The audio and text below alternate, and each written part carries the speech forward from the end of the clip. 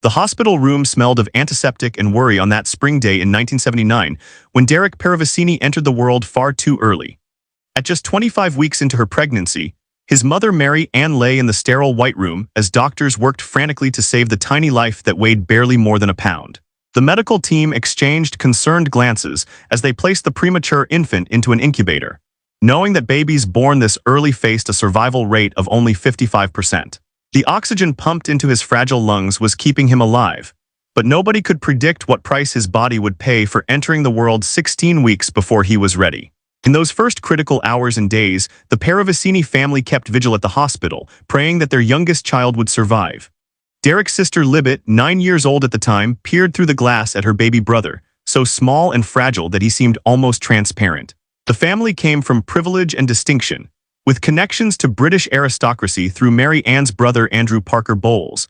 But no amount of status or wealth could change the grim reality that Derek's chances of survival hung in the balance. The doctors had done everything they could, but now it was simply a matter of waiting to see if his tiny body could fight its way to stability. Week by week, Derek defied the odds. His weight slowly increased, and his vital signs gradually strengthened. The medical team began to speak cautiously about discharge, about taking him home. But the victory came with devastating news that would reshape the entire trajectory of his life. The oxygen therapy that had saved Derek's life had also destroyed his retinas. He would be completely and permanently blind. The doctors delivered this news with professional sympathy, but they had more to tell the family. Derek's extreme prematurity had affected his brain development in ways they could not yet fully measure. He would likely face severe cognitive impairments and developmental delays. The word autism was mentioned, though at the time, understanding of the condition was far more limited than it would become in later decades. Mary Ann held her baby boy close, feeling the weight of all these diagnoses settle onto her shoulders like stones. She thought about the future that Derek would never have, the things he would never see. His father stood by the window, processing the reality that their son would need care and support for his entire life. Libet watched her parents absorb this information and felt a fierce protectiveness surge through her young heart. She made a silent promise to herself that she would always look out for her little brother, no matter what challenges lay ahead. The Paravicini family brought Derek home to their comfortable house, and life began to adjust to the reality of raising a child with multiple profound disabilities. As Derek grew from an infant into a toddler, the extent of his challenges became increasingly apparent. He could not understand simple instructions. He struggled to grasp basic concepts that other children learned naturally. He could not dress himself or perform the routine tasks of daily living that typically developing children mastered with ease. Communication proved to be an enormous hurdle. Derek would repeat words and phrases without seeming to understand their meaning, treating language as if it were simply a collection of sounds to echo rather than a tool for expressing thoughts and needs. His behavior often bewildered and exhausted his family. He would become fixated on certain sounds or sensations, repeating them endlessly. He struggled to connect with people, seeming to exist in a world of his own that others could not penetrate. When frustrated, he would lash out physically, unable to express his emotions in any other way. The doctors had warned the family about developmental delays, but living with the daily reality of Derek's disabilities was far more challenging than any clinical description could convey. Mary Ann found herself grieving not just for what Derek would never see, but for all the typical milestones and experiences he might never achieve. Visitors to the house often looked at Derek with a mixture of sympathy and uncertainty, unsure how to interact with a child so clearly disconnected from the world around him. Some well-meaning relatives and friends would speak in hushed tones about facilities and special schools, gently suggesting that perhaps Derek would receive better care in an institutional setting. But Mary Ann and her husband rejected these suggestions outright. Derek was their son, and he would grow up at home with his family, surrounded by love even if he could not fully comprehend or return it. When Derek was still very young, his nanny climbed into the attic of the family home searching for stored items. Among the dusty boxes and forgotten belongings, she discovered a small plastic toy organ that had belonged to one of the older children. The nanny brought it down and placed it in Derek's room, thinking that perhaps the sounds might provide some stimulation for the blind child who seemed so isolated from the world. She showed Derek how pressing the keys created different tones, then left him to explore the toy on his own. What happened next would have seemed impossible to anyone who knew the extent of Derek's disabilities. The little boy who could not understand the simplest verbal instructions, who could not grasp basic concepts like left and right, who could not even reliably respond to his own name, sat down at the toy organ and began to play. Not random banging, but actual music. His small fingers moved across the plastic keys with purpose and precision. Within days, he was reproducing melodies he had heard from the television, from church hymns, from songs playing on the radio. The family would pass by his room and hear complex musical passages flowing from the cheap plastic toy, played by a child who could not tie his own shoes or understand what the word tomorrow meant. Libet was the first to truly grasp what was happening. She came running to her parents one afternoon, practically dragging them down the hallway. Derek was playing a hymn they had heard at church the previous Sunday, note for note, with all the correct rhythms and phrasing. Mary Ann stood in the doorway of Derek's room, listening in astonishment. Her husband shook his head in disbelief. They asked Derek to play it again, but he did not respond to the request. He did not seem to understand what they wanted. Communication remained as difficult as ever. But when a commercial jingle for just one cornetto came on the television later that day, Derek immediately went to his little organ and played the entire melody perfectly after hearing it only once. The family did not know what to make of this extraordinary ability emerging from their profoundly disabled child. They bought Derek a real piano, hoping to nurture this unexpected gift. He attacked the instrument with enthusiasm, but also with the uncontrolled physicality that characterized so much of his behavior. He played with his knuckles, with his elbows, even with his head. He pounded the keys with such force and frequency that within months, the piano was damaged beyond repair, strings broken and hammers jammed from the relentless assault. The family had the piano removed, and for a time Derek had no instrument to play. But the music had awakened something in Derek that could not be put back to sleep. Without his piano, he became more agitated and frustrated. Libet observed that the instrument had been providing an outlet for all the energy and emotion trapped inside her brother's isolated mind. Without it, that energy had nowhere to go except into behaviors that were increasingly difficult for the family to manage. Derek needed the piano not just as a toy or a hobby, but as a fundamental form of expression and release. The family purchased another piano, understanding now that despite the noise and the chaos and the inevitable damage, the music was somehow essential to Derek's well-being. Still, nobody in the family truly understood the extent of Derek's musical gift or what it might mean for his future. He was a severely disabled blind child with an unusual hobby, nothing more. They loved him and cared for him, but they had no expectations that his life would amount to anything beyond the protected routine of home and specialized care. The doctors had been clear about Derek's limitations. He would never live independently, never work, never navigate the world the way typical adults did. The music was remarkable, certainly, but it seemed like a curious footnote to a life that would otherwise be defined by disability and dependence. Then came the day when Mary Ann heard about a special school in London called Linden Lodge, a place specifically for blind children. Perhaps there, she thought, Derek could receive education and training adapted to his needs. Perhaps he could learn some basic skills that would give him more independence, more dignity. She made arrangements to visit the school, taking Derek with her to see if it might be a suitable placement. Neither she nor Derek had any way of knowing that this visit would change everything. That waiting at Linden Lodge was a young music teacher named Adam Ockleford who would recognize something in Derek that nobody else had seen, who would unlock the full magnitude of the gift trapped inside the blind boy who could not tell his right hand from his left, who would transform Derek's chaotic musical ability into something the entire world would eventually witness and marvel at. The car pulled up to Linden Lodge on a day that seemed like any other. Mary Ann helped Derek out of the vehicle and guided him toward the entrance. Inside, Adam Ockleford was giving a piano lesson to a young girl named Kelly, patiently working through scales and exercises. He had no idea that in moments, his entire life's work would walk through the door. He had no idea that the squealing, uncontrollable 5-year-old boy about to interrupt his lesson would become the greatest challenge and the greatest triumph of his career. He had no idea that he was about to meet a musical genius trapped inside a mind that could barely grasp the basics of human communication. A prodigy who would teach him as much as he would ever teach in return. Adam Ockleford sat at the piano in the small practice room at Linden Lodge School for the Blind, his fingers guiding Kelly through a simple melody. The 24-year-old music teacher had taken this position because he believed deeply that music could reach children in ways that words and traditional teaching methods could not. He had seen it happen before, watching students who struggled with academics come alive when they touched an instrument. But nothing in his experience had prepared him for what was about to happen on this ordinary afternoon in 1984. The door opened and Mary Ann Paravicini entered with her 5-year-old son Derek.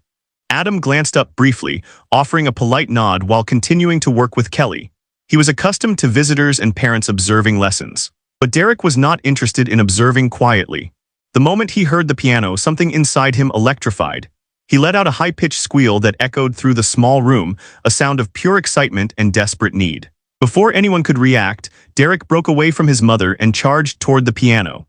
Adam felt a sharp shove against his back as the small boy pushed him with surprising force. Kelly found herself suddenly displaced from the piano bench as Derek shoved her aside as well, claiming the instrument for himself with the single-minded determination of someone who had found exactly what they needed. Mary Ann rushed forward, apologizing profusely, trying to pull Derek away from the piano. This was exactly the kind of behavior that made taking Derek anywhere in public so difficult and embarrassing. But Adam held up his hand, signaling Mary Ann to wait, because something remarkable was happening. Derek's hands found the keys and he began to play Don't Cry for Me, Argentina, the famous Andrew Lloyd Webber song from the musical Evita. His technique was completely unorthodox. He attacked the keys with elbows, knuckles, and karate chop motions. His posture was all wrong by any conventional standard, but the music that emerged was unmistakably correct, every note in place, the melody clear and recognizable despite the chaotic method of production. Adam stood there, his professional training warring with what his ears were telling him. He had a PhD in applied musicology. He had studied child development and music education extensively. He understood the theories of how children learned musical skills through structured, progressive instruction. And yet here was a 5-year-old boy who could not speak in complete sentences, who clearly had severe developmental disabilities, playing a complex musical theater piece after presumably hearing it somewhere on television or radio. The boy was not reading music, obviously. He was blind. He was not following any technique that Adam had ever taught or seen taught. He was simply playing, as naturally as breathing, as if the music existed in his mind as a complete, perfect thing that only needed his hands to bring it into the physical world. When Derek finished, Adam carefully approached the piano again. He wanted to test something. He played a simple 4-note sequence and waited to see if Derek would respond. The boy immediately played the same 4 notes back, then began improvising variations on them, turning the simple phrase into a jazzy riff that sounded like something from a professional musician's repertoire. Adam played something more complex, a passage from a classical piece. Derek listened once and played it back flawlessly, then added his own embellishments and flourishes. Adam looked at Mary Ann, who was still standing by the door with an expression that mixed embarrassment with weary resignation. He asked her about Derek's musical background. She explained about the toy organ from the attic, about the destroyed piano, about how Derek seemed to memorize any music he heard, but could not communicate in normal ways or understand basic instructions. She spoke with the tone of someone who had told this story before to doctors and specialists who had cataloged it as another curious symptom of Derek's condition, but had offered no insight into what it meant or what could be done with it. Adam's mind was racing. He had read about musical savants in academic journals, but they were extraordinarily rare. The literature suggested that maybe half a dozen people in the world had the kind of ability Derek was demonstrating. And yet here was this child shoving people away from the piano bench, playing like someone who had studied for years, when in fact he had taught himself on a toy from the attic. Adam asked Mary Ann if he could work with Derek, give him proper lessons. Mary Ann's expression turned apologetic. She explained that Derek had already destroyed one piano and that her husband had said lessons at home were impossible. Adam nodded, understanding the practical challenges. But he could not let this go. He offered to come to the Paravicini home instead to work with Derek on the family's piano under conditions where they could manage the environment. Mary Ann looked uncertain. She had learned to manage her expectations for Derek. Every specialist and doctor had outlined the limitations, the things Derek would never do, the experiences he would never have. The idea of formal music lessons seemed almost presumptuous, as if they were pretending Derek could be something other than what he was, a severely disabled child who happened to have an unusual party trick. But Adam persisted. He explained that this was not just unusual, it was extraordinary. Derek had perfect pitch, the ability to identify any note just by hearing it. Only about 1 in 10,000 people had perfect pitch in the general population, but 40% of blind children developed it because their brains compensated for lost vision by enhancing auditory processing. Derek also had something rarer, an ability to not just identify notes but to understand their relationships, their patterns, their emotional qualities. When Derek played, he was not just mimicking sounds, he was comprehending music at a deep structural level that most trained musicians spent years trying to achieve. Mary Ann agreed to let Adam come to the house for a trial lesson. She warned him that Derek could be difficult, aggressive, completely uncooperative. Adam smiled and said he understood, but he did not really understand, not yet. When he arrived at the Paravicini home for that first lesson, Derek refused to let him touch the piano. Every time Adam sat down to play something, Derek would shove him away, reclaiming the instrument as his exclusive territory. Adam tried reasoning with Derek, but the boy did not respond to verbal instructions in any meaningful way. He tried demonstrating techniques, but Derek ignored him completely. Adam found himself in a bizarre physical struggle with a 5-year-old. He would sit at the piano, play a few notes, then Derek would push him off the bench.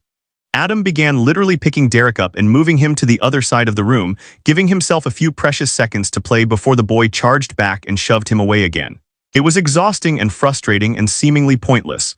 Adam wondered if Mary Ann had been right, if this was simply impossible, but then something shifted. After weeks of this strange dance, Derek seemed to realize that Adam was not trying to take the piano away permanently. The shoving became a game rather than a battle. Derek would push Adam, Adam would play something, Derek would push him away and play his own response. They were communicating not through words but through the piano itself. Derek was learning that music could be a shared experience, a conversation between two people rather than a solitary activity. This was the breakthrough Adam had been hoping for. Derek began to tolerate Adam's presence at the piano, then to actively engage with the musical ideas Adam introduced. Adam could play a phrase and Derek would echo it, transform it, elaborate on it. They developed a copying game where Adam would play progressively more complex passages and Derek would reproduce them, pushing the boundaries of what his unorthodox technique could achieve. Adam started teaching Derek how to use his fingers properly instead of his elbows and knuckles, how to sit at the piano in a way that gave him more control and precision. The lessons became daily sessions, then multiple times per day. Derek was insatiable, wanting to play for hours on end. Adam had never encountered a student with this kind of stamina and focus. Most children needed breaks, needed variety, but Derek could happily spend entire days at the piano, exploring sounds and patterns with inexhaustible energy. Adam realized that Derek's autism, which created so many challenges in every other area of life, was actually an asset when it came to music. The same brain that made Derek obsess over sounds and struggle with social connection was allowing him to practice with an intensity and concentration that would be impossible for a neurotypical child. Mary Ann watched these lessons with growing amazement. Her son, who could not tie his shoes or understand what year it was engaging in genuine learning. He was making progress. More than that, he was happy in a way she had rarely seen him. The frustration and aggression that defined so much of Derek's daily life seemed to melt away when he was at the piano. Adam Ockelford was not just teaching Derek to play music. He was giving him a way to exist in the world, a language he could use to connect with other people despite all the barriers his disabilities created. Adam, for his part, was discovering that he was learning as much from Derek as Derek was learning from him. His PhD had taught him theories and methodologies, but Derek was showing him how music actually lived in the human mind, how it could bypass all the normal channels of learning and communication. Every assumption Adam had made about how music should be taught was being challenged and revised. Derek could not read music notation and never would, but that did not matter because the music existed in his mind as pure sound. Derek could not understand verbal explanations of musical theory, but he understood the theory at an intuitive level that most conservatory graduates never reached. The relationship between teacher and student was becoming something deeper, a partnership that would last not just months but years, ultimately spanning 4 decades. Adam began to envision possibilities for Derek that the family had never imagined. This was not just a hobby or a therapeutic activity. This was a genuine talent that deserved to be developed, shared, celebrated. Derek could be a performer, an artist, someone who contributed something valuable to the world despite all his limitations in other areas. But first, they had work to do. Derek's technique, while improving, was still chaotic. His ability to understand what an audience needed was non-existent. He would play the same phrase over and over if it pleased him, oblivious to whether anyone else wanted to hear it. He had no concept of a complete performance, a beginning and middle and end. Adam needed to find ways to teach these concepts to someone who could barely understand language, who lived entirely in the present moment with little sense of past or future. Adam also had to help the Paravicini family understand what they had, to see past the disabilities and recognize the genuine genius that existed in Derek's relationship with music. It was a difficult balance because he did not want to create false hopes or unrealistic expectations. Derek would always need full-time care. He would always struggle with basic tasks. But within the realm of music, he could achieve things that would astonish the world if only they could find the right opportunities to showcase his abilities. The lessons continued, day after day, month after month. Derek was 6 now, then 7. His playing was becoming more refined, his technique more controlled. He was learning to channel the raw musical instinct into something that others could appreciate and enjoy. And Adam was beginning to think about the next step, about finding a stage where Derek could show the world what he could do, where people could witness firsthand the miraculous thing that happened when this profoundly disabled blind boy touched the keys of a piano and transformed into something else entirely, something transcendent and beautiful and completely unexpected. By the time Derek turned 9 years old in 1988, he had been working with Adam Ockelford for 4 years. The chaotic, aggressive little boy who shoved people away from the piano had transformed into a musician with genuine artistry, though his disabilities remained as profound as ever in every other aspect of his life. He still could not dress himself or understand abstract concepts. He still treated most words as interesting sounds rather than meaningful communication.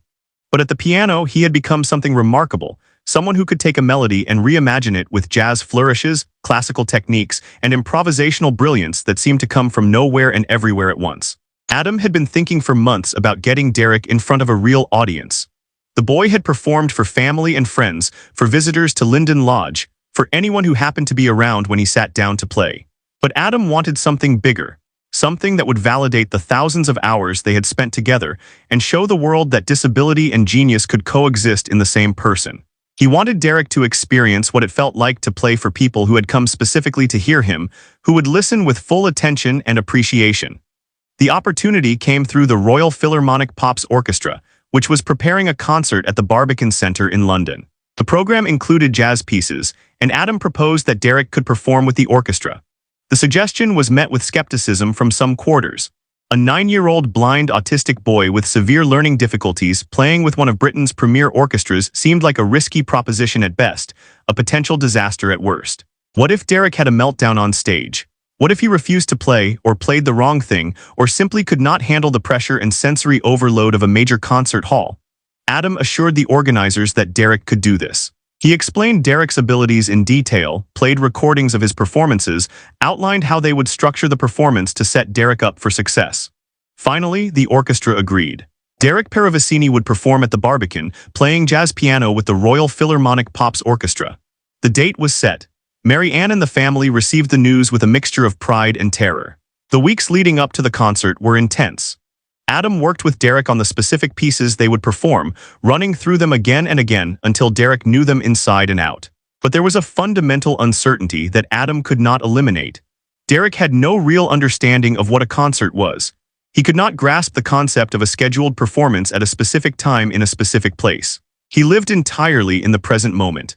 Adam could tell him 100 times about the Barbican, about the orchestra, about the audience, but until Derek was actually there, the words were just sounds without meaning. The day of the concert arrived.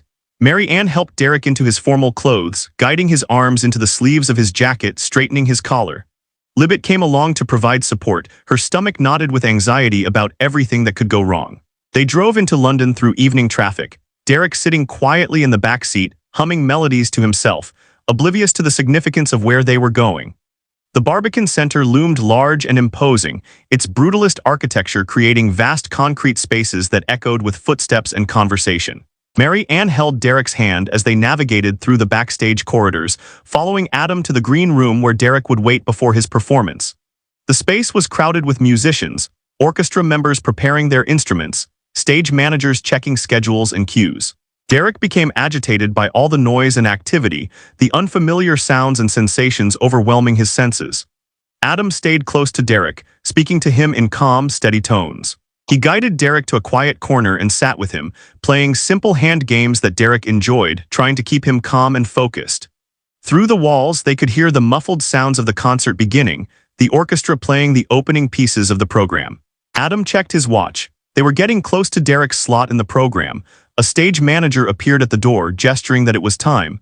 Adam took Derek's hand and led him through the backstage maze toward the wings of the stage. They could hear the conductor speaking to the audience now, introducing the next piece, explaining that they had a very special guest performer, a young musical prodigy who would be joining them. The audience applauded politely, the sound rolling across the vast concert hall like distant thunder. Adam walked Derek onto the stage, the bright lights creating heat that Derek could feel on his face. The piano stood in position, waiting. Adam guided Derek to the bench and helped him sit down, adjusting the height to make sure Derek could reach the keys comfortably. He leaned close and whispered encouragement, reminding Derek of the piece they would play, humming the opening bars. Derek's hands found the keys, his fingers tracing familiar patterns, orienting himself to the instrument. The conductor raised his baton. The orchestra began to play the introduction, and for a terrible moment Derek did nothing. He sat motionless at the piano, his hands resting on the keys but not moving. Adam felt his heart hammering in his chest. This was what everyone had feared. Derek had frozen. He did not understand what was happening or what he was supposed to do. The orchestra continued playing, approaching the moment where Derek should have come in with the piano part.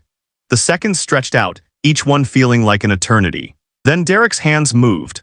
They came down on the keys and he began to play, jumping into the music right on cue as if he had just been waiting for the perfect moment. The sound that emerged from the piano was confident, joyful, technically precise. Derek played the melody with the orchestra, then launched into an improvised solo section that made some of the orchestra members turn their heads in surprise. This 9-year-old boy was not just playing the notes, he was interpreting them, reshaping them, making them his own with jazz inflections and rhythmic variations that showed real artistry. The audience was silent, listening intently. Adam watched from the wings, hardly daring to breathe. Derek played on, completely absorbed in the music, his face animated with an expression of pure happiness. All the challenges and frustrations of his daily life seemed to fall away when he was at the piano. Here, in this moment, he was not disabled, he was gifted. He was an artist doing what he was born to do. The piece built to its conclusion, Derek's playing becoming more energetic and forceful, his whole body moving with the rhythm. The orchestra came back in for the final section. Derek's piano weaving through the orchestral texture with improvisations that complemented and enhanced the ensemble sound. Then came the final chord, Derek's hands coming down on the keys with decisive force, the sound ringing out through the concert hall and then fading to silence. For a moment, nothing happened. The audience seemed stunned, processing what they had just witnessed. Then the applause began, starting as scattered clapping and building rapidly into a standing ovation. People were on their feet, applauding enthusiastically, some wiping tears from their eyes. They had come to the concert expecting a novelty act, a feel-good story about a disabled child trying his best. What they had heard was genuine musicianship, real talent that transcended any disability. Adam walked onto the stage to guide Derek off, but the audience was still applauding, calling for more. The conductor gestured for Derek to play an encore. Adam leaned down and asked Derek if he wanted to play again. Derek's response was immediate and enthusiastic. Of course he wanted to play again. He always wanted to play. Adam helped him resettle at the piano and Derek launched into another piece, this time playing solo, his fingers dancing across the keys with confidence and joy. Backstage after the performance, Derek was surrounded by orchestra members and concert organizers, all of them effusive in their praise. Mary Ann stood to the side, watching her son receive congratulations from professional musicians who were treating him as a peer, an equal. She felt emotions surge through her that she could not quite name. Pride, certainly, relief that the performance had gone so well, but also something deeper, a fundamental shift in how she understood Derek's place in the world. Libet hugged her little brother, not caring that he did not really hug back, that his response to affection was always awkward and uncertain. She had watched him on that stage, had seen the transformation that happened when he played. She realized that Adam had been right all along. Derek had something to offer the world, something valuable and beautiful that could touch people's hearts and change their understanding of what was possible. The reviews of the concert appeared in newspapers and music magazines over the following days. Critics praised Derek's performance, noting his remarkable ability and natural musicality. Some of the reviews focused on the inspirational angle, the feel-good story of a disabled child overcoming obstacles. But others engaged seriously with Derek as a musician, analyzing his improvisational choices and technical execution with the same critical lens they would apply to any performer. Adam collected these reviews and saved them, but he knew they were just the beginning.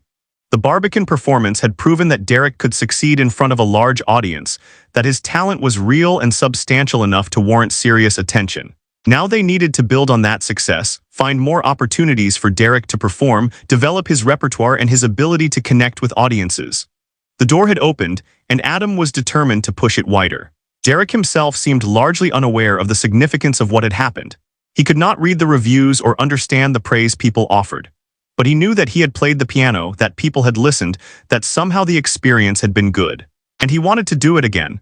Music was his language, his way of being in the world. Every performance was another chance to speak that language, to share what lived inside him with anyone willing to listen. Mary Ann and her husband began to adjust their expectations for Derek's future. Maybe he would not spend his entire life in protected environments, limited to the confines of home and special schools. Maybe there was a path forward that none of them had imagined, a life that included travel and performances and genuine accomplishments. It would still require constant support and care. Derek would never be independent in the conventional sense. But within his limitations, perhaps there was more possibility than anyone had dared to hope. The Barbican performance marked a turning point, the moment when Derek Paravicini went from being a curious anomaly to being a recognized musical talent. Television producers began calling, wanting to feature Derek on their programs. Other orchestras and venues expressed interest in having him perform. Adam suddenly found himself not just teaching music to a severely disabled child, but managing the early stages of an actual career. It was thrilling and terrifying in equal measure, full of opportunities and potential pitfalls. But Adam was committed to this path now, committed to Derek and to the musical gift that deserved to be shared with the world. They had proven something at the Barbican to the audience and to themselves. Derek could do this. He could perform at the highest levels, could touch people's hearts with his playing, could make them forget about disability and just hear the music. And that was only the beginning of what would become a remarkable 4-decade journey through concert halls around the world. A journey that would challenge every assumption about the relationship between genius and disability, about what it meant to be a musician, about the mysterious ways that human potential could manifest even in the most unexpected circumstances. The success at the Barbican opened doors that had previously seemed locked forever. Television producers from around the world wanted to feature Derek on their programs. Invitations arrived for performances in Germany, Japan, Australia. But each new opportunity also revealed the ongoing challenges of working with someone whose disabilities remained as severe as Derek's, even as his musical abilities continued to astonish everyone who heard him play. Adam Ockelford found himself navigating increasingly complex situations. A television appearance required Derek to follow a schedule, to play specific pieces at specific times, to interact with hosts and cameras in ways that were completely foreign to his experience. Concert performances in unfamiliar venues meant dealing with new pianos, different acoustics, changed routines that could trigger anxiety and behavioral problems. The world wanted to celebrate Derek's genius, but it was not set up to accommodate the profound challenges that came packaged with that genius. One of the most fundamental issues was language. Derek was approaching his teenage years now, but his understanding of words had not progressed the way typical children's did. He could speak, repeating phrases and sentences he had heard, but the connection between words and meaning remained tenuous. Adam had spent years trying to communicate with Derek, and he had developed some strategies that worked. Music was the most reliable channel. Adam could convey ideas through melodies and rhythms that Derek grasped immediately. But explaining complex concepts like schedules or expectations remained nearly impossible. Adam began to realize that Derek was learning language differently than anyone had expected. In his late teens, Derek started to grasp that words were not just interesting sounds to repeat, but actually signified things in the world. This was a breakthrough that most children achieved by age 2 or 3, but for Derek it came 15 years later. He began to use words more purposefully, though his understanding remained concrete and immediate. Abstract concepts like tomorrow or next week, or after this other thing happens, were still beyond his grasp. The copying game that Adam and Derek had played since those early lessons evolved into something more sophisticated. Adam would play a phrase and Derek would not just copy it, but respond to it, as if they were having a conversation in pure music. Adam realized that this was how Derek communicated most naturally. Through the piano, Derek could express emotions and ideas that he could not put into words. Joy, melancholy, excitement, playfulness, all of these came through in his playing with a clarity that was absent from his verbal communication. Television appearances became a regular feature of Derek's life. He appeared on programs in the United Kingdom, then internationally. The format was usually similar. The host would express amazement at Derek's abilities, Derek would play something impressive, people would applaud and say inspiring things about overcoming disability. Derek would sit through these segments, not really understanding what was happening, but tolerating it because the experience usually involved getting to play the piano, which was all he really cared about. One particularly significant appearance came when Derek was featured on the American news program 60 Minutes, one of the most prestigious journalistic programs on television. The segment would be seen by millions of viewers, introducing Derek to a massive American audience. The producers flew Derek and Adam to the United States for filming, putting them up in hotels and arranging for pianos to be available wherever Derek might need to play. The 60 Minutes piece took a more serious approach than many previous features. The journalists were interested not just in the inspirational story, but in the science behind Derek's abilities. They brought in neuroscientists to study Derek's brain, using imaging technology to watch what happened when he heard music. The results were fascinating. Derek's brain lit up in ways that were different from typical musicians or even other savants. The visual cortex, which in sighted people processes what they see, had been recruited for auditory processing.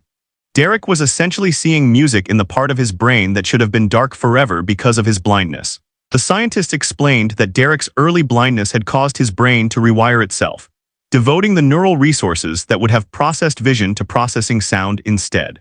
This gave him enhanced auditory abilities that went beyond even what most blind people experienced. Combined with his autism, which made him focus obsessively on patterns and details in sound, and the thousands of hours he had spent practicing piano, Derek had developed a musical mind that functioned at an extraordinary level. The 60-minute segment aired to massive viewership. Suddenly, people across America knew Derek's name and his story. Adam's email inbox filled with messages from viewers who had been moved by Derek's playing, from parents of disabled children who saw hope in Derek's success, from music teachers and therapists who wanted to know more about the techniques Adam had used. Derek had become famous, though he could not really understand what fame meant. More television appearances followed. Derek returned to 60 Minutes twice more over the years, each segment showing his continued growth and development. Japanese television flew him to Tokyo for performances and features. German and Australian programs competed to get him on air. Every appearance introduced Derek to new audiences, spreading awareness of his abilities and challenging people's assumptions about what severely disabled individuals could achieve. But fame brought complications. Derek's routine was constantly disrupted by travel and performances. The stability that helped him function was harder to maintain when he was flying across time zones, sleeping in hotels, dealing with the chaos of television production. Mary Ann and Adam worked constantly to provide structure and support, to keep Derek calm and focused despite the whirlwind around him. Libet often traveled with them, helping to manage her brother's practical needs while Adam focused on the musical aspects. Through all of this, Derek's playing continued to evolve. His repertoire expanded to include tens of thousands of pieces, all stored in his memory and instantly accessible. Someone could request an obscure jazz standard or a classical piece or a pop song from decades ago, and Derek would play it, often after having heard it only once years earlier. His improvisational skills deepened, his ability to take a simple melody and transform it into something complex and beautiful becoming more refined with every performance.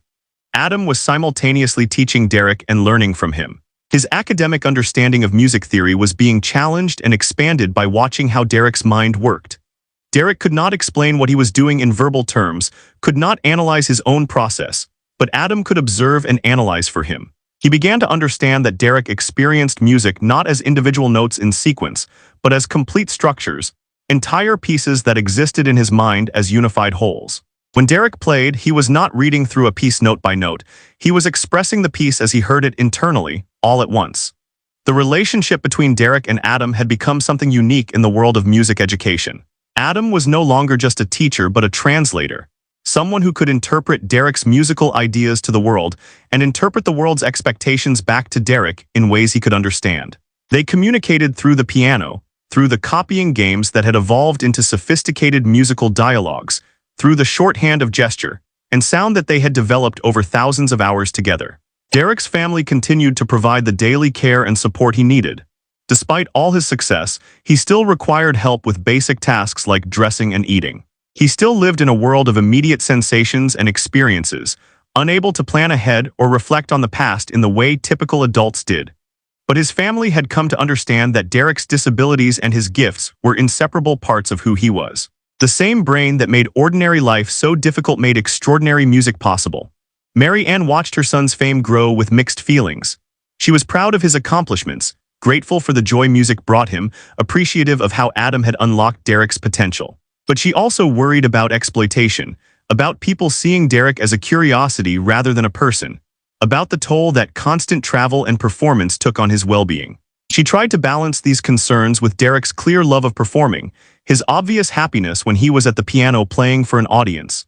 Libet remained Derek's fierce protector and advocate.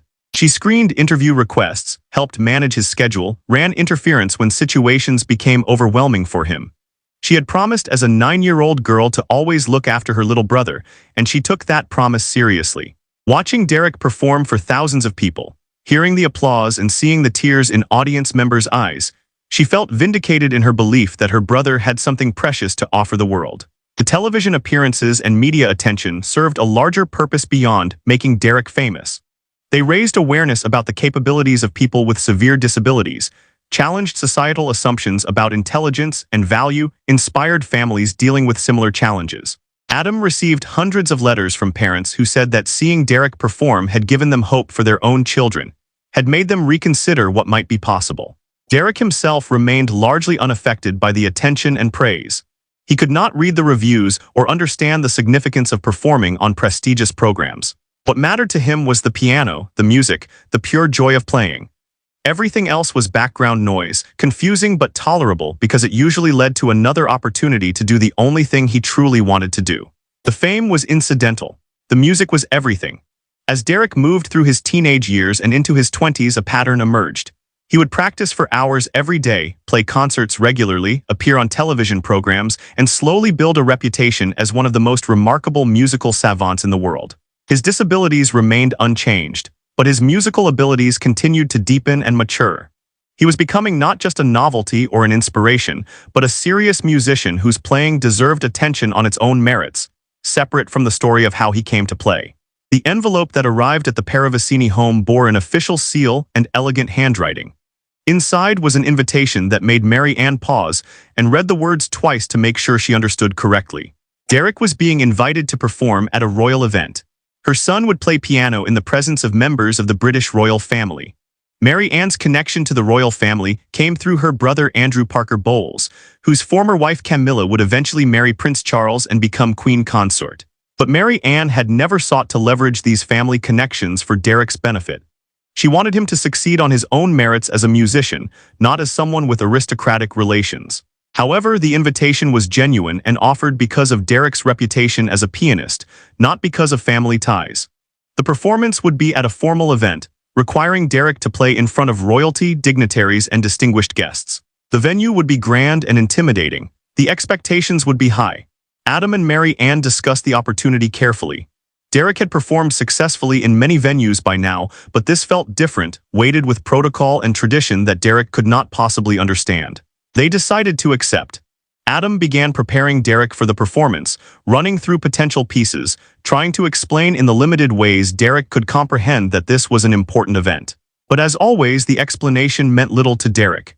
He would understand when he got there, when he sat at the piano and felt the atmosphere of the room, heard the quality of the instrument, sensed the attention of the audience. The day of the performance arrived.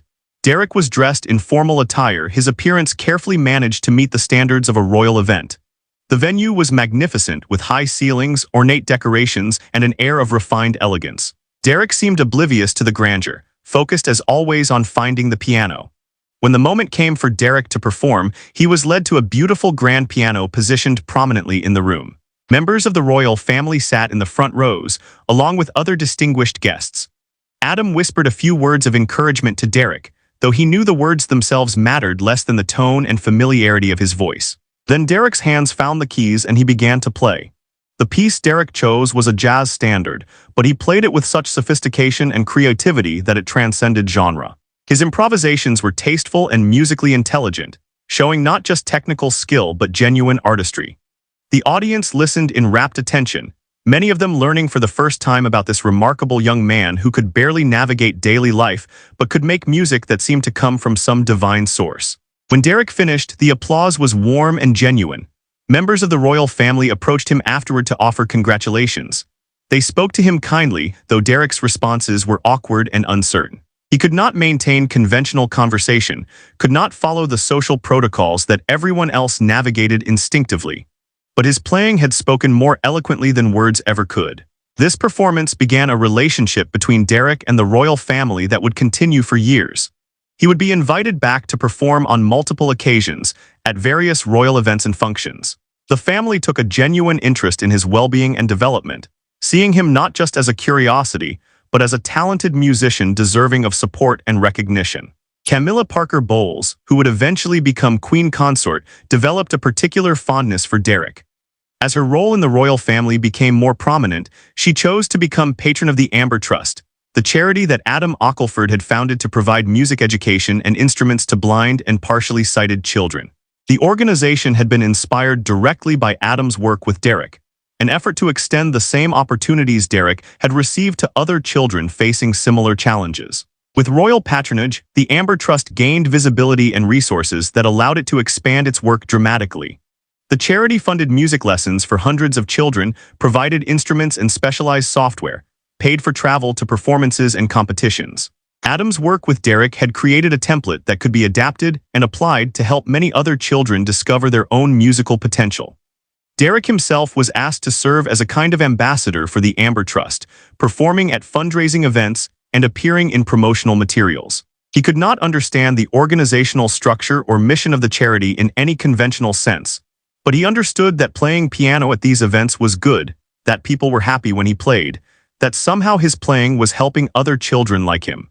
One particularly significant event was a concert where Derek performed alongside Lucy Illingworth, a blind teenage girl who had won a televised piano competition and was also supported by the Amber Trust. Lucy had been discovered by Adam Ockleford when she was just 4 years old, playing at her school. Like Derek, she had extraordinary musical abilities despite her disability. Watching them perform together, seeing Derek mentor this younger musician in the wordless language of music, was deeply moving for everyone present. Camilla attended that concert and was visibly emotional during the performances. Later, she spoke about how music had the power to unlock potential in children that society often overlooked or underestimated.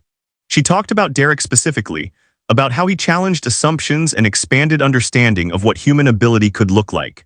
Her advocacy helped raise the profile not just of the Amber Trust, but of disability rights and inclusion more broadly. The royal connection brought both benefits and challenges. On one hand, it provided access to venues, audiences, and resources that might otherwise have been difficult to obtain. Royal patronage opened doors and lent credibility to Derek's work and to the Amber Trust's mission. On the other hand, it sometimes threatened to overshadow Derek's musical accomplishments with talk of royal relations and aristocratic connections. Mary Ann was particularly sensitive to this dynamic. She made clear in interviews that while she appreciated the royal family's support, Derek's talent was his own, separate from any family connections. She wanted people to recognize Derek as a musician first, not as someone notable primarily because of his distant relation to royalty. Adam supported this position, always steering conversations back to the music itself, to Derek's extraordinary abilities and the journey they had been on together. Derek performed at Windsor Castle, at functions in St. James's Palace, at events where royalty was present. Each performance reinforced his reputation while also highlighting the work of the Amber Trust. The charity used these high-profile events to draw attention to the needs of blind and disabled children, to advocate for greater inclusion and support in music education. One of the most touching moments came when Queen Camilla invited a young blind girl named Olivia Taylor to tea at Windsor Castle. Olivia had been helped by the Amber Trust and had sung in a choir featured in the King's Christmas broadcast. The invitation was a personal gesture that showed genuine care and interest, not just ceremonial patronage. Stories like this, spreading through media coverage, helped change public perception about disability and potential. Derek's performances for royalty were captured on video and shared widely. Millions of people watched these clips online, seeing the remarkable sight of a severely disabled blind man playing piano with such skill and emotion that even royalty stood to applaud. The comments on these videos were overwhelmingly positive, with people from around the world expressing admiration and inspiration. But Adam was always careful to remind people that Derek was not inspirational simply because he overcame disability to play piano. He was inspirational because he was a genuinely talented musician who happened to be disabled. The distinction mattered. Derek deserved to be evaluated on his musical merits, not just praised for trying hard despite limitations. His playing was objectively excellent, sophisticated, emotionally resonant, technically accomplished. That was what audiences should focus on. The royal family seemed to understand this distinction. Their support for Derek and the Amber Trust was substantive rather than merely symbolic. They attended concerts, participated in fundraising efforts, used their platform to advocate for the causes the charity represented. This was not just photo opportunities and brief handshakes, but sustained engagement over years and decades. Derek remained largely unaware of the significance of Derek remained largely unaware of the significance of performing for royalty. He could not grasp concepts like monarchy or social hierarchy. But he knew that these events usually featured excellent pianos, attentive audiences, and the opportunity to play music without interruption. That was enough for him. The trappings of royalty meant nothing compared to the quality of the instrument and the acoustics of the room. Mary Ann watched her brother's former wife, now queen consort, championing her son's cause and felt a complicated mix of gratitude and pride. She had never expected royal connections to play any role in Derek's life. She had assumed he would live quietly, supported by family, unknown to the wider world. Instead, he was performing in palaces, meeting kings and queens, helping to change how society viewed disability. It was more than she had ever dared to hope. Libet accompanied Derek to many of these royal performances, helping to manage the logistics and provide the support he needed. She watched her brother navigate these grand settings with the same innocent focus he brought to everything. He did not care about the chandeliers or the formal dress or the distinguished guests. He cared about the piano. Everything else was just the world's inexplicable complexity that he had learned to tolerate in order to get to the music. The royal patronage of the Amber Trust and the ongoing support for Derek's work created a legacy that extended far beyond individual performances. It established a principle that disabled children deserved access to high-quality music education. That talent could emerge from unexpected places. That society needed to create pathways for people like Derek to develop and share their gifts. These were not radical ideas, but they needed powerful voices to advocate for them, and the royal family's involvement provided that voice. Derek's relationship with royalty continued for decades, becoming a regular feature of his performing life. He played for Queen Elizabeth II, for King Charles III, for various members of the extended royal family. Each performance was another opportunity to showcase his abilities and to raise awareness about the work of the Amber Trust. And through it all, Derek just kept playing, kept making music, kept being exactly who he was. A severely disabled blind man who happened to be one of the most gifted musical savants in the world. The scientists gathered around the functional MRI machine, preparing to scan Derek's brain while he listened to and performed music. It was 2020, and Derek was 41 years old. He had been performing professionally for over 3 decades. But the scientific community was still trying to understand exactly what was happening inside his brain that allowed him to do what he did. The neuroscientists from the University of Roehampton and other institutions had proposed a study that would examine Derek's neural activity in unprecedented detail. Derek lay in the MRI machine, a situation that would have been intolerable for many autistic individuals. The machine was confining, noisy, and required lying perfectly still for extended periods. But Adam Ockelford had worked with Derek to prepare him for this experience, explaining in their shared language of music and familiar phrases what would happen. Derek trusted Adam completely after nearly 40 years together, and that trust allowed him to tolerate the uncomfortable medical procedure. The researchers played various pieces of music through headphones while monitoring which parts of Derek's brain activated. They asked him to imagine music without hearing it, to listen passively, to perform mental tasks that revealed how his auditory processing worked. What they discovered was remarkable even to scientists who had studied savants and exceptional abilities for decades. In typical sighted musicians, visual areas of the brain are active when reading music notation or watching their hands on an instrument. In blind musicians, those visual areas often remain relatively quiet during musical tasks. But in Derek's brain, the visual cortex lit up intensely when he heard music. His brain had not just compensated for blindness by enhancing auditory processing. It had fundamentally rewired itself to process sound through pathways normally dedicated to vision. The scientists explained that this was likely a result of Derek's extreme prematurity and early blindness. His brain had never received visual input, so those neural resources were available for other purposes. Music became Derek's way of perceiving and organizing the world, and his brain had adapted to make him extraordinarily good at it. The visual cortex was essentially seeing music, creating a mental representation that was far richer and more detailed than what most musicians experienced. The scans also revealed unusual connectivity between different brain regions. Areas responsible for pattern recognition, emotional processing, memory, and motor control were all strongly connected when Derek engaged with music. His brain was operating as an integrated whole, with information flowing efficiently between regions that might be more isolated in typical brains.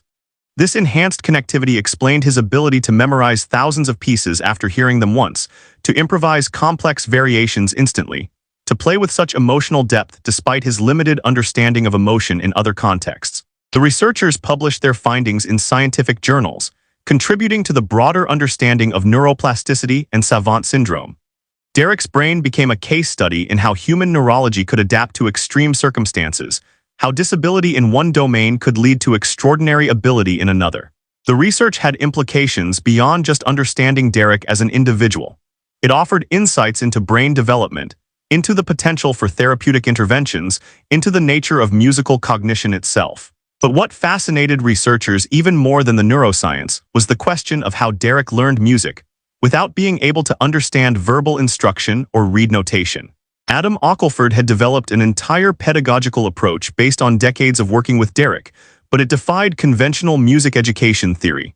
How did you teach someone who could not understand abstract concepts? How did you convey musical structure to someone who lived entirely in the present moment? The answer, Adam explained to researchers and music educators who came to observe his work with Derek, was that you did not teach the way conventional methods dictated. You met the student where they were, communicated through the medium they understood, built slowly on what they could do rather than focusing on what they could not do. With Derek, everything was taught through sound, through the copying games they had played since Derek was 5 years old, through repeated exposure and experimentation. Derek learned musical form not by having someone explain verse-chorus-bridge structure in words, but by playing thousands of songs and internalizing the patterns he heard. He learned harmony not through theoretical instruction, but by exploring which notes sounded good together through trial and error. He learned improvisation not from studying scales and chord progressions, but by playing freely and discovering what worked through immediate auditory feedback. This approach had implications for music education broadly. Adam began training other teachers in these techniques, showing them how to work with students who could not learn through traditional verbal and visual methods. The Amber Trust incorporated these pedagogical innovations into their work with blind and disabled children, helping dozens of students develop musical abilities they might never have discovered through conventional instruction. One of the most remarkable aspects of Derek's musical cognition was his perfect pitch. Approximately 40% of blind children develop perfect pitch, compared to less than 1% of the general population. The reason, researchers believed, was that blind children learn to navigate the world through sound, developing enhanced auditory discrimination. They needed to identify locations, objects, and people through acoustic cues, which trained their brains to process pitch information with extreme precision. Derek's perfect pitch went beyond simple note identification. He could hear a complex chord and instantly know every note in it. He could listen to a piece of music once and memorize not just the melody but the complete harmonic structure, the bass lines, the inner voices, everything. His musical memory was so complete and accurate that he could reproduce pieces years after hearing them once, with all the details intact. Researchers compared Derek to other famous savants like Kim Peek, who inspired the movie Rain Man, or Stephen Wiltshire, who could draw detailed cityscapes from memory after seeing them once. These individuals shared certain characteristics: extraordinary ability in one specific domain combined with significant disabilities in others, intense focus and repetition, unusual neural connectivity. But each savant was unique, their abilities shaped by the specific combination of their neurology and their experiences. What made Derek particularly interesting scientifically was the combination of his blindness, autism, and severe learning disabilities. Most musical savants had autism, but not the degree of cognitive impairment Derek experienced. Most severely intellectually disabled individuals did not have savant abilities. Derek represented an unusual intersection of conditions that created the perfect neurological circumstances for his particular form of genius to emerge. The scientists also studied Derek's emotional connection to music. Despite his difficulty understanding and expressing emotions in typical social contexts, Derek's playing was deeply expressive. He could make audiences cry with the feeling he brought to a ballad, then make them laugh with a playful jazz improvisation. How did someone who could not read facial expressions or understand social cues manage to convey such emotion through music? The answer seemed to be that Derek experienced emotion through music in ways that bypassed the social and cognitive channels that were impaired by his autism and intellectual disability. Music was a direct line to emotional experience for him, unmediated by language or social understanding. When he played a sad piece, he felt sadness, even if he could not explain what sadness meant or recognize it in someone else's face. The emotion existed purely in the realm of sound, and in that realm, Derek had complete fluency. Adam Ockelford had observed this phenomenon for decades. He had seen Derek respond to the emotional content of music with perfect understanding, even while remaining confused by emotional situations in daily life. A minor key could make Derek play more slowly and gently, while a major key in a fast tempo would make him energetic and joyful. These responses were immediate and intuitive, not learned through instruction but felt at a fundamental level. The scientific studies of Derek's abilities attracted attention from researchers around the world. He participated in multiple studies over the years, contributing to knowledge about autism, blindness, savant syndrome, musical cognition, and neuroplasticity. Each study revealed new details about how his remarkable brain functioned, but also raised new questions that could not yet be answered. One enduring mystery was the source of Derek's improvisational ability. Improvisation requires not just technical skill and knowledge of musical conventions, but creativity, the ability to generate novel ideas in real time. Derek improvised constantly, creating variations on familiar melodies that were musically sophisticated and often surprising. Where did this creativity come from in a mind that struggled with abstract thinking and could barely plan simple daily activities? Researchers proposed various theories. Perhaps Derek's reduced connectivity in areas responsible for executive function and planning actually freed his creative processes from the constraints that inhibited typical musicians. Perhaps his autism, which made him focus intensely on details and patterns in sound, allowed him to perceive musical possibilities that others missed. Perhaps the thousands of hours he had spent at the piano had given him such a vast internal library of musical ideas that he could recombine them in seemingly infinite ways. Whatever the explanation, the result was undeniable. Derek Paravicini had a musical mind that functioned at an extraordinary level, creating beauty and meaning from a life that in most other respects was profoundly limited. Science could measure his brain activity, map his neural connections, categorize his abilities and disabilities. But science could not fully explain the magic that happened when Derek sat at a piano and played, could not quantify the joy on his face or the tears in the audience's eyes, could not reduce to data and analysis the fundamental human value of what he created through music. The scientific studies served an important purpose beyond just satisfying curiosity about how Derek's brain worked. They provided evidence that could be used to advocate for people with disabilities, to argue for funding for music education programs, to challenge assumptions about intelligence and worth. Derek's brain scans became visual proof that disability and genius could coexist, that a person could need full-time care for basic living skills while simultaneously possessing abilities that 99.999% of the population would never match. Adam Ockelford stood in front of a room full of music teachers, special education professionals, and therapists, all of them eager to learn about the methods he had developed over decades of working with Derek. It was 2015, and Adam was now in his 60s, a professor at the University of Roehampton and an internationally recognized expert on music education for children with special needs. But every technique he was about to teach this audience had been learned through trial and error with one student, Derek Paravicini. The presentation began with video footage of Derek performing at age 5, shoving Adam away from the piano, playing with elbows and knuckles, completely uncontrolled but unmistakably musical. The audience watched this chaotic scene with a mixture of amusement and recognition. Many of them worked with children who exhibited similar behaviors, children who seemed unreachable through conventional teaching methods. Then Adam showed more recent footage of Derek performing with orchestras, playing before royalty, improvising with sophisticated jazz technique. The transformation was stunning. The teachers leaned forward in their seats, wanting to know how Adam had gotten from point A to point B, how he had channeled that raw, chaotic talent into something refined and beautiful. Adam explained that the key was meeting Derek where he was, not trying to force him into a conventional learning model. Traditional music education assumed students could read notation, understand verbal instructions, plan and execute practice strategies, receive feedback and adjust accordingly. Derek could do none of these things. So Adam had to invent a completely different approach, one based on imitation, repetition, and musical dialogue rather than explanation and analysis. The copying game was the foundation of everything. Adam would play a short phrase and Derek would echo it back. Then Adam would play something slightly different and Derek would respond. This back and forth created a musical conversation that required no words, no reading, no abstract understanding. Derek learned musical concepts by experiencing them directly through sound, by exploring patterns and relationships with his hands on the keys. Adam demonstrated with a volunteer from the audience, someone with no musical background. He had them tap a simple rhythm, they copied it back, he made it slightly more complex. They struggled but managed, He showed how even someone with no training could learn through this process of imitation and gradual complexity. Now imagine, he said, if that person had Derek's perfect pitch and musical memory. They would progress at an astonishing rate, accumulating knowledge not through conscious study but through thousands of hours of playful exploration. The teachers asked questions. How did you teach musical form when Derek could not understand concepts like beginning, middle, and end? Adam explained that Derek learned form by playing thousands of songs and internalizing the patterns unconsciously.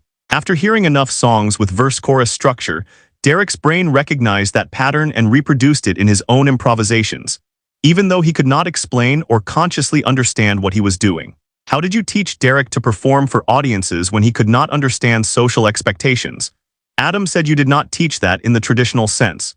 You created conditions where performing was natural and enjoyable for Derek. You made sure the piano was positioned correctly, the acoustics were good, the routine before performing was consistent and calming. You trusted that once Derek's hands touched the keys, his musical instincts would take over. How did you handle behavioral issues, the shoving and aggression?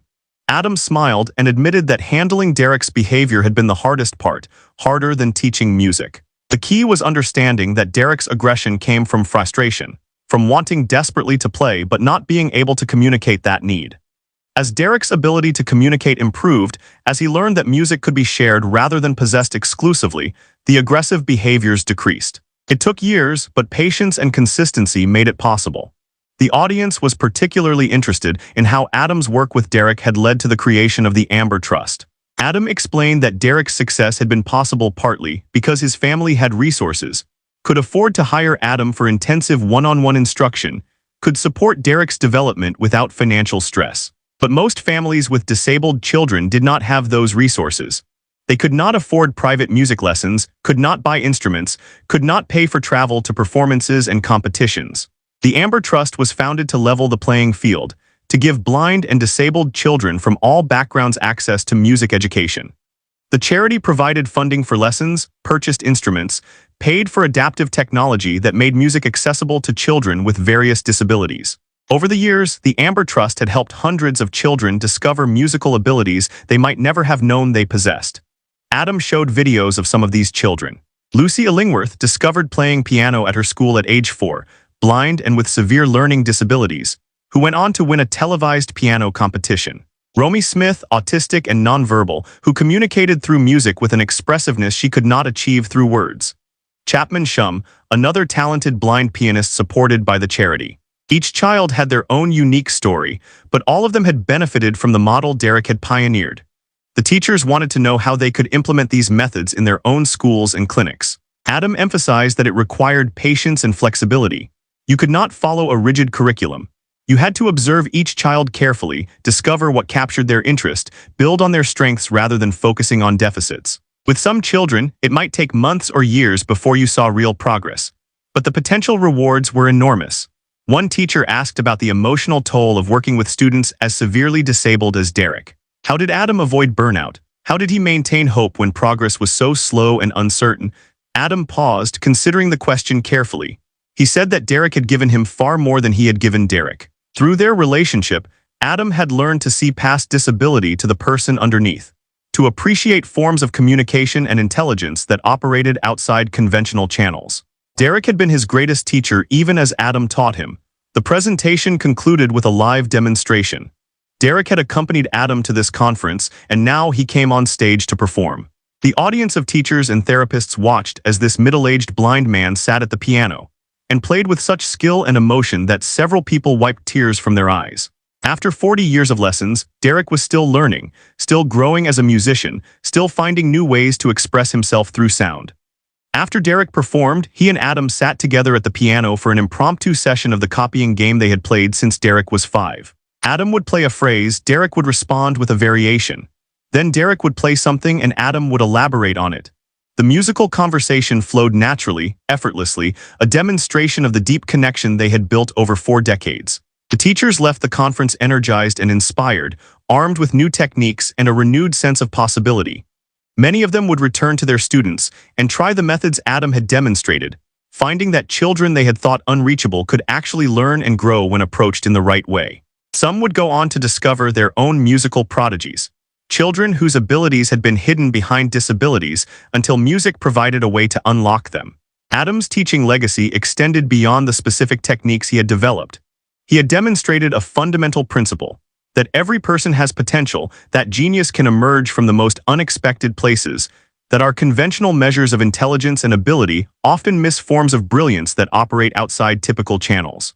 These ideas were spreading through the special education community, changing how teachers approached their work, how they evaluated their students, what they believed was possible. Derek himself had become a mentor figure for younger musicians with disabilities. He could not teach in the traditional sense, could not explain technique or offer advice. But his presence was inspiring. His performances were proof that disability did not have to mean limitation. When children like Lucy or Romy performed with Derek, sharing the stage with someone who had faced challenges similar to their own and achieved international recognition, it gave them confidence and validation that no words could provide. The Amber Trust continued to grow, with royal patronage giving it visibility and credibility. The charity funded research into music education methods for disabled children, hosted concerts featuring their students, advocated for policy changes that would make music education more accessible. All of this traced back to those early lessons between Adam and Derek, to the copying game that had evolved into a comprehensive pedagogical approach. Adam often reflected on how unlikely his life's path had been. He had started as a young music teacher at a school for blind children, planning to stay for a year or two before moving on to other things. Then Derek had shoved him in the back and changed everything. For 40 years now, Adam's life had been intertwined with Derek's, a partnership that had produced not just beautiful music, but a legacy of education and advocacy that would outlast both of them. The scientific papers, the teaching materials, the charity work, all of this was important. But what mattered most to Adam were the individual children whose lives had been changed by music. The girl who had been withdrawn and nonverbal who started singing after music therapy. The boy who could not sit still for 5 minutes who would practice piano for hours. The teenager everyone had written off as unteachable who performed at a school concert and received a standing ovation. These were the real legacy, the proof that the work mattered. Derek remained unaware of most of this. He did not understand that he had inspired a charity, influenced teaching methods, changed attitudes about disability. What he knew was that he got to play piano every day, that people listened and applauded, that music filled his life with meaning and joy. That was enough. The larger significance of his existence was for others to recognize and build upon. For others to recognize and build upon. The hotel room in Tokyo was unfamiliar and disorienting. Derek sat on the bed, rocking slightly, humming to himself in an attempt to self-soothe. It was 2010 and he was 31 years old in Japan for a series of television appearances and performances. But the travel had disrupted his routine, the time zone change had scrambled his sleep patterns, and everything about this environment felt wrong to his senses. Libet sat beside her brother, speaking softly, trying to calm him. She had been accompanying Derek on his travels for years now, managing the practical aspects of his life while Adam handled the musical side. She knew the warning signs of a meltdown, could recognize when Derek's anxiety was building to a point where he might become aggressive or shut down completely. They were dangerously close to that point now. Adam knocked on the door and entered with a member of the television production staff. They had a tight schedule, needed to get Derek to the studio for rehearsal, could not afford delays. Adam took one look at Derek and understood the situation immediately. He thanked the production assistant and said they would need another hour, maybe more. The assistant looked concerned but nodded and left. This was the reality behind the polished performances and inspiring media stories. Derek's disabilities did not disappear when he played piano. They were always there, creating constant challenges that required careful management. Every performance was a success not just because of Derek's talent, but because of the intensive support system that surrounded him. Adam sat at the small keyboard in the hotel room and began playing a piece Derek knew well. Derek's rocking slowed as he focused on the familiar melody. Adam played through the piece twice, then gestured for Derek to join him. Derek moved to the keyboard and they played together, the music providing the grounding and security that words could not offer. After 20 minutes of this musical therapy, Derek had calmed enough to face the demands of the day ahead. The television appearance went well, as they usually did. Once Derek was at the piano, once his hands found the keys, the anxiety and agitation vanished. He played brilliantly, improvising on Japanese pop songs that the hosts requested, charming the audience with his obvious joy in the music. Watching the broadcast later, no one would guess at the struggle it had taken to get Derek to the studio, the crisis that had nearly derailed everything. Mary Ann watched from home in England, seeing her son perform on Japanese television and feeling the familiar mix of pride and worry. She was in her 70s now, and the question of what would happen to Derek when she was gone weighed heavily on her mind. Derek would need care for his entire life. He could not live independently, could not manage finances, could not navigate the ordinary tasks of adult existence. His musical career had been wonderful, but it could not change the fundamental reality of his disabilities. The Paravicini family had made arrangements for Derek's future care. He would live in a supported living facility with two other individuals with severe learning disabilities, receiving round-the-clock care from professional staff. It was the best option available, but Mary Ann mourned the loss of the home environment Derek had known his whole life. Still, it was necessary. Derek needed a level of care that would become impossible for aging family members to provide. Libet had her own family now, children who needed her attention. She could not devote her entire life to caring for Derek, though she would always be involved in major decisions and would visit regularly. Adam was approaching retirement age, though he showed no signs of stepping away from his work with Derek. But eventually, that relationship too would change. No one lives forever. Systems needed to be in place to ensure Derek's well-being when the people who had supported him his whole life were no longer able to do so. The supported living arrangement proved to be a good solution. Derek adjusted to the new environment, helped by the consistency of routine and the presence of staff who understood his needs. He had his own room with a keyboard, access to real pianos for practice and performance, a structured schedule that provided the predictability he required. His housemates were also severely disabled, also nonverbal or minimally verbal, creating an environment where Derek's communication challenges were not unusual or isolating. Adam continued his regular visits, now traveling to Derek's new home for their weekly sessions. They still played the copying game, still explored musical ideas together, still maintained the connection that had defined both their lives for over 40 years. But Adam noticed changes. Derek was aging, his motor skills showing subtle decline, his stamina not what it had once been. These were normal effects of aging, but they affected Derek's playing in ways that concerned Adam. There was also the question of Derek's ongoing career. He was in his 40s now, had been performing professionally for over 30 years. Concert promoters still wanted to book him, television programs still wanted him as a guest, audiences still found his performances moving and inspiring. But the travel was harder now, the disruptions to routine more challenging, the recovery time needed after performances longer than it used to be. Adam and Mary Ann had to make decisions about how much to push, when to accept an invitation and when to decline.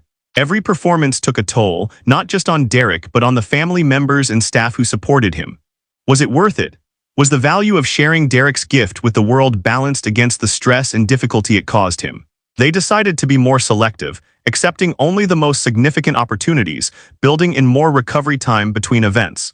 Derek would continue to perform, but at a reduced pace that acknowledged his aging and his needs.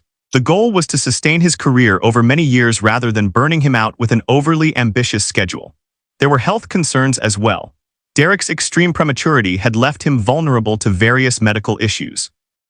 He required regular checkups, careful monitoring, preventive care. Communicating with doctors about symptoms was challenging when Derek could not reliably report how he felt or where pain was located. His care team had to be vigilant, watching for subtle signs that something was wrong. Despite these challenges, Derek remained fundamentally happy. Music filled his days, whether performing for audiences or practicing alone in his room. He had friends among his housemates and staff, relationships that were simpler than typical friendships but genuine in their own way. He had family who visited regularly and loved him deeply. He had a life that, while requiring extensive support, had meaning and value and moments of transcendent beauty. The media coverage of Derek tended to focus on the inspirational narrative, the triumph over disability, the genius emerging from limitation. But the reality was more complex and more human. Derek struggled. He had bad days when the frustration of being unable to communicate overwhelmed him. He had moments of confusion and fear when his routine changed unexpectedly. He dealt with the indignities of needing help with basic hygiene and self-care tasks that most adults managed independently. Adam sometimes worried that Derek's public persona, the inspiring disabled pianist who moved audiences to tears, obscured the real person underneath. Derek was not a symbol or a story. He was a human being with all the complexity that entailed. His disabilities were real and significant, not something to be minimized or ignored in favor of focusing only on his gifts. The music was extraordinary, but it was only one part of who Derek was. There were also financial considerations. Derek's performances generated some income, but not enough to cover the costs of his care and support. The family supplemented, and various charities and grants helped fill gaps. But the economics of disability care were challenging, and many families in similar situations faced enormous financial pressure. Derek was fortunate to have resources that many others lacked. The Amber Trust worked to address these systemic issues, advocating for better funding for disability services, for recognition that people like Derek needed and deserved comprehensive support. But change was slow, and many talented disabled children never got the opportunities Derek had received, not because they lacked ability, but because they lacked resources. As Derek entered his 40s and then his mid-40s, Adam began thinking about legacy. What would happen when he was no longer able to work with Derek? Who would understand Derek's unique needs and abilities well enough to continue supporting his musical development?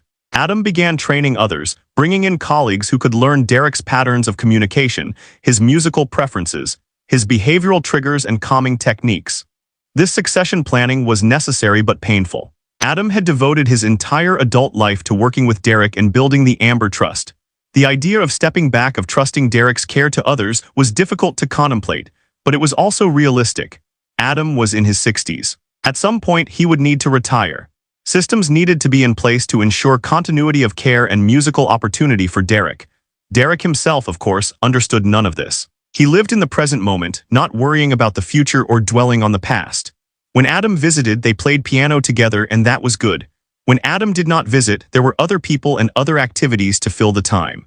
Derek's lack of future planning, which was a disability in most contexts, was actually protective in this situation. He did not anxiety about what would happen when he was older or when the people around him changed. He simply existed in each moment as it came. The challenges behind Derek's public performances remained invisible to most audiences. They saw the inspiring disabled pianist, they heard the beautiful music, they went home feeling uplifted. They did not see the hotel room meltdowns, the careful medication management, the hours of routine maintenance required to keep Derek stable and functional. And in some ways, that was appropriate. Derek's value was not in the struggle, it was in the music. The challenges he faced were real, but they did not define him. The Barbican Centre in London was filled once again, just as it had been decades earlier when 9-year-old Derek Paravicini first performed there. But now it was 2023 and Derek was 44 years old. The concert was titled In the Key of Genius, 4 Decades of Music, a celebration of the extraordinary partnership between Derek and Adam Ockelford. Camera crews were present to film a documentary about their relationship, about the journey they had been on together since that first confrontational meeting in 1984. Adam watched from backstage as Derek performed. His student, his partner, his lifelong project and friend was playing with the same joy and skill he had shown as a child, though his technique had been refined and deepened by tens of thousands of hours at the keyboard. The audience was rapt, many of them hearing Derek for the first time, others who had followed his career for years and were there to celebrate this milestone. The documentary filmmakers had spent months interviewing Derek, Adam, Mary Ann, Libet, and others who had been part of Derek's journey. They had gathered footage from performances spanning 4 decades, showing Derek's evolution from chaotic child prodigy to mature artist. The film aimed to tell the complete story, not just the inspirational highlights but also the struggles and challenges, the daily reality of supporting someone with Derek's complex needs. During the concert, video screens showed clips from Derek's life.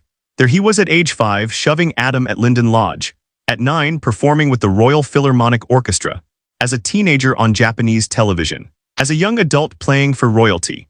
The progression was remarkable visual proof of how far Derek had come, while also remaining fundamentally the same person he had always been. In the audience were many of the children who had been supported by the Amber Trust over the years. Lucy Illingworth was there, now a young woman pursuing her own music career. Romy Smith sat with her family, smiling as she watched Derek play. These young musicians understood something about Derek that casual observers might miss. He was not just an inspiration but a pioneer who had opened doors for them, who had proved that blind and disabled musicians could achieve at the highest levels. The concert included a segment where Derek played piano while Adam narrated their story, explaining to the audience how they had worked together, the techniques they had developed, the musical conversations that had sustained them through 4 decades. Adam's voice was thick with emotion as he spoke about what Derek had meant to him, how their relationship had shaped his entire career and life. Near the end of the concert, Lucy Illingworth joined Derek on stage. They sat at adjacent pianos and played a duet.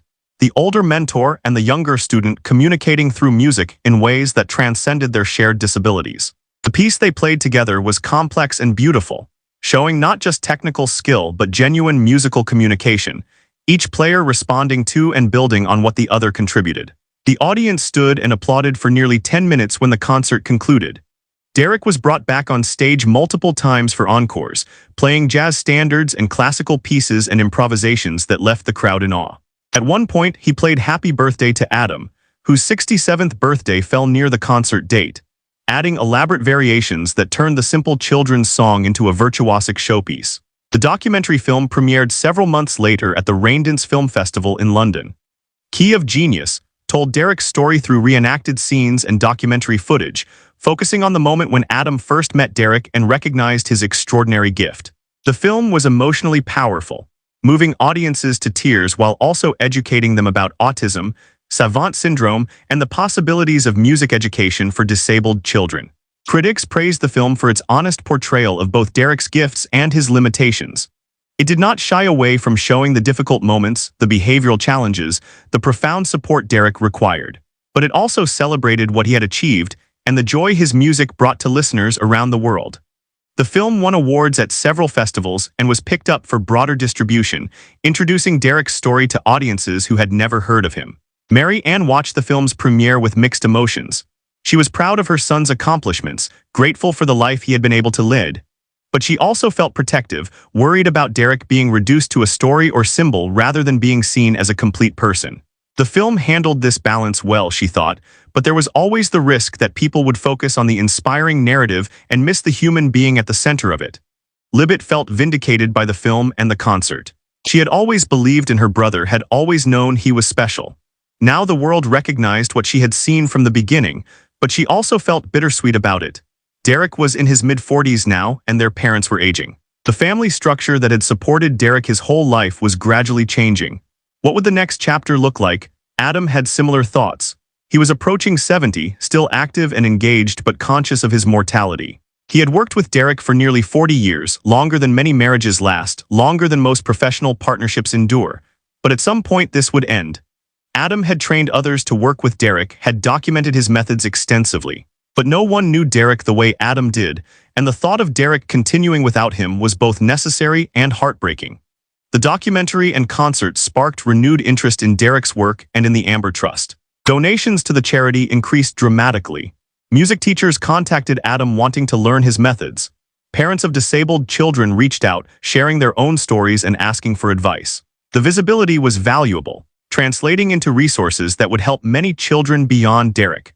Queen Camilla attended a special screening of the documentary and spoke afterward about the importance of supporting disabled individuals in pursuing their talents. Her advocacy, backed by the power of royal attention, helped shift public discourse about disability and potential. Derek had become not just a musician, but a symbol of what was possible when society provided the right support and opportunities. Derek himself remained largely oblivious to this broader significance. He understood that he had performed at the Barbican, that people had applauded, that there had been cameras and attention. But the concept of a documentary film about his life, the idea that his story would be shown in cinemas and watched by thousands of people, these abstractions meant nothing to him. What mattered was that he had played piano, that the music had been good, that Adam had been there with him. The concert and film marked a transition point in Derek's career. He was no longer building towards something, proving himself, establishing his reputation. All of that had been accomplished.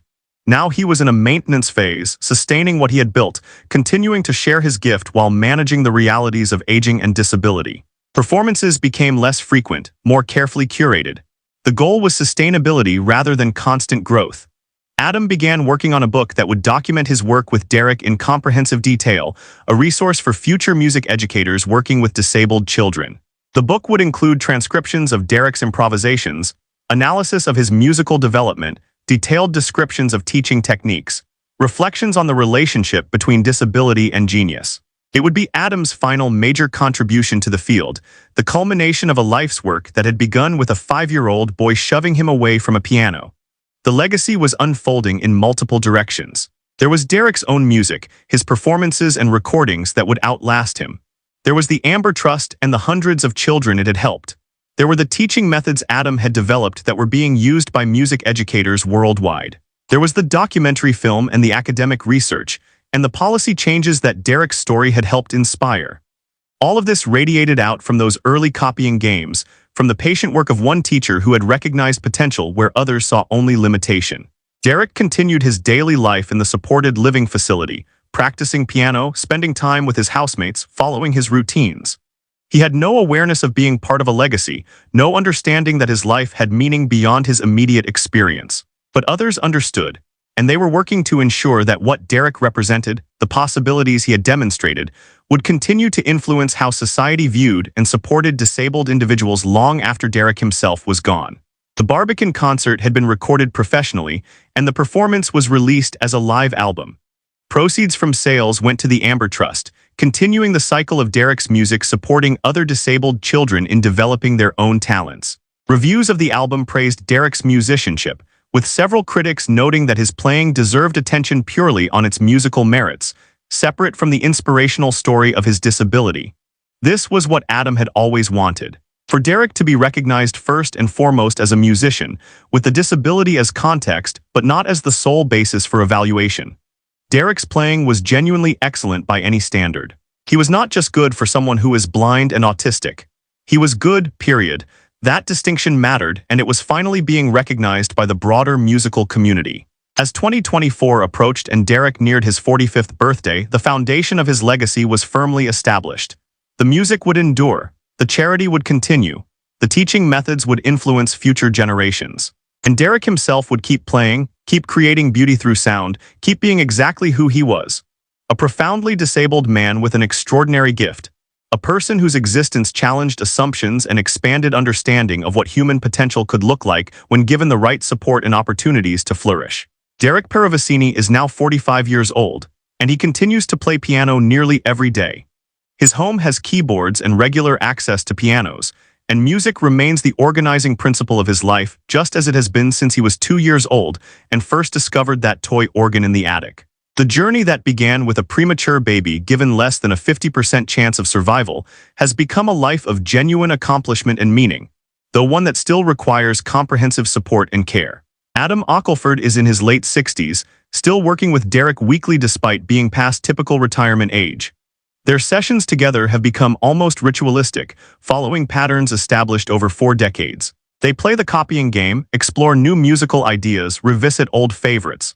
The relationship has evolved into something deeper than teacher and student, something that resists easy categorization. They are partners, collaborators, friends bound together by a shared language that speaks in melodies and harmonies rather than words.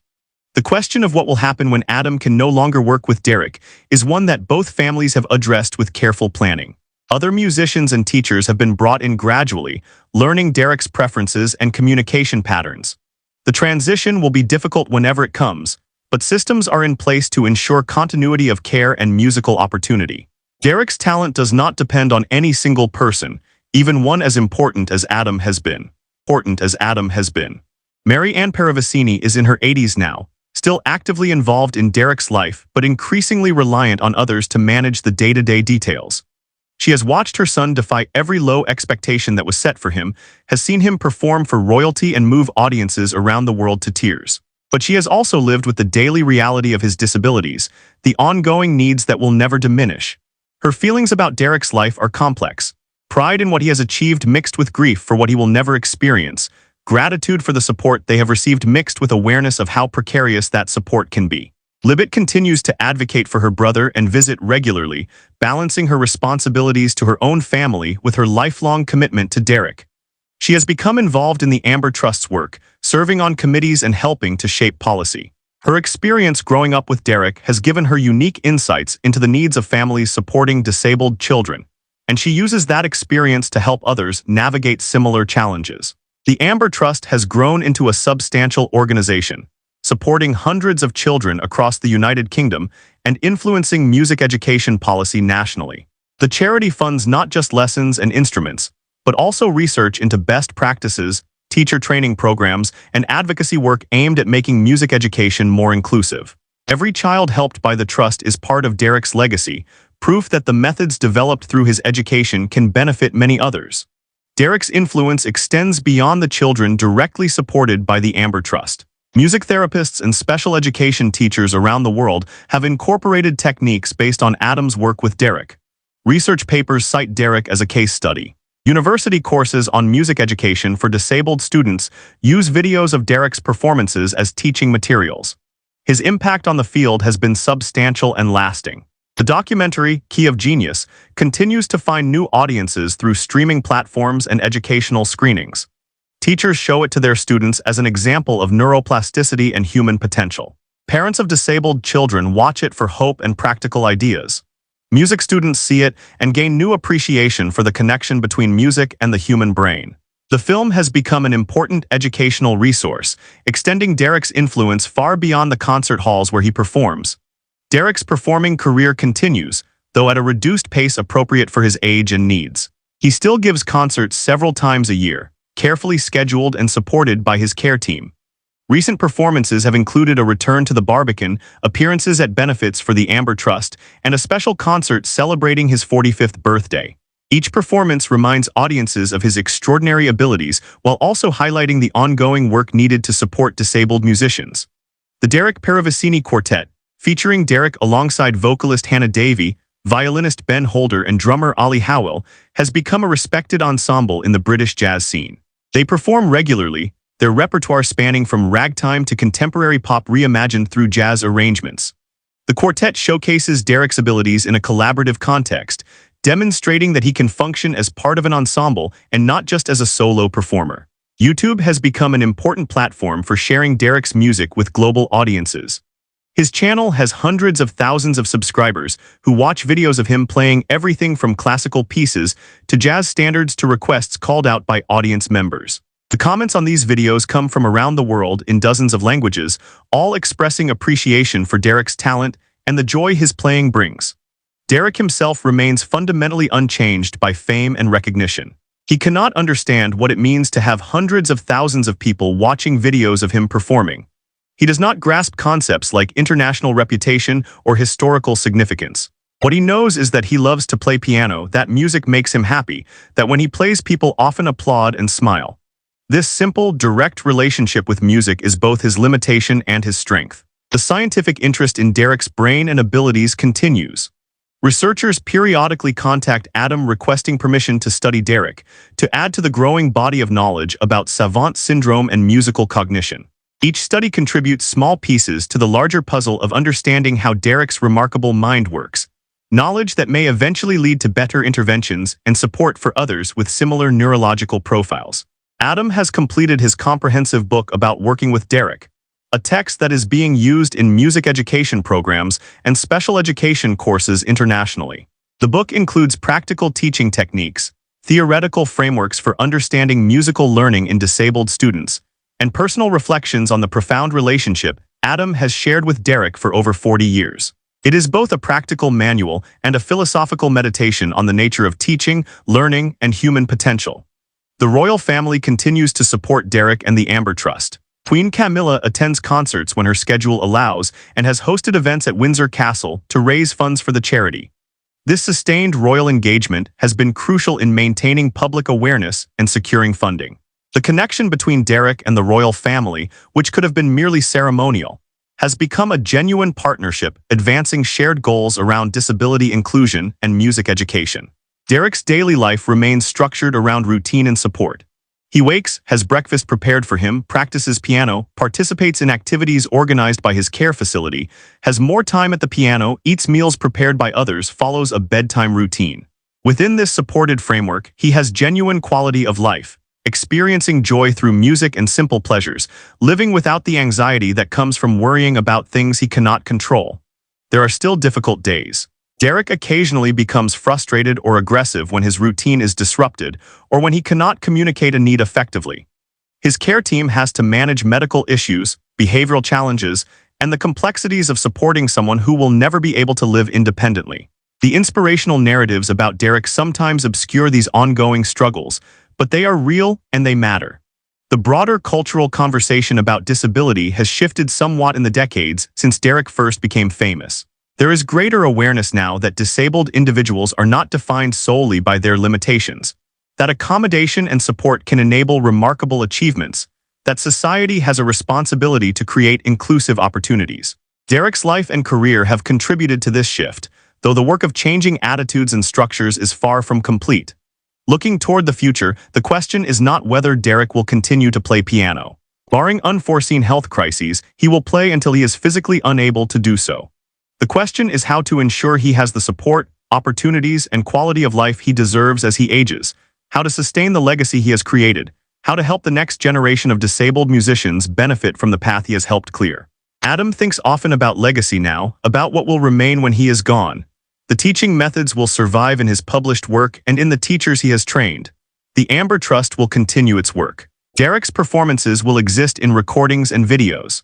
But the personal relationship, the musical conversations they have shared, the wordless understanding built over 4 decades, that will be irreplaceable. Adam hopes he has documented enough, trained others sufficiently, that Derek will be supported and challenged musically even without him. Derek has no concept of legacy, no awareness that his life has influenced how thousands of people think about disability and potential. He simply continues to exist in each present moment, finding joy in music and the simple pleasures of daily life. This inability to grasp the bigger picture is part of his disability, but it is also a kind of grace. Derek is free from ego, from anxiety about reputation, from concern about how he will be remembered. He just plays. The final truth about Derek Paravicini's story is that it is not finished. He continues to develop as a musician, continues to touch audiences with his playing, continues to challenge assumptions about what is possible. His 45th year of life is also his 43rd year of playing piano, a period longer than many professional musicians' entire careers. And if health permits, he may play for decades more, continuing to create beauty from a life that began with such little promise and blossomed into something extraordinary. The piano remains his voice, his primary way of engaging with the world. Through those black and white keys, the blind man who cannot dress himself speaks with eloquence and sophistication. Through melodies and harmonies, the autistic man who struggles to understand social cues expresses emotion with perfect clarity. Through improvisation and interpretation, the intellectually disabled man who cannot plan tomorrow demonstrates creativity and intelligence that leaves trained musicians astonished. Derek Paravicini's life is a testament to the resilience of the human spirit, to the power of music to transcend limitation, to what becomes possible when one person with extraordinary ability meets another person willing to help unlock that ability. It is a story about disability and genius, about patience and persistence, about finding ways to communicate across the chasms that separate us from one another. Most of all, it is a story about music, about how sound can organize a life, create meaning where none seemed possible, transform a person who the world might have overlooked into someone unforgettable. The journey continues. Derek plays on.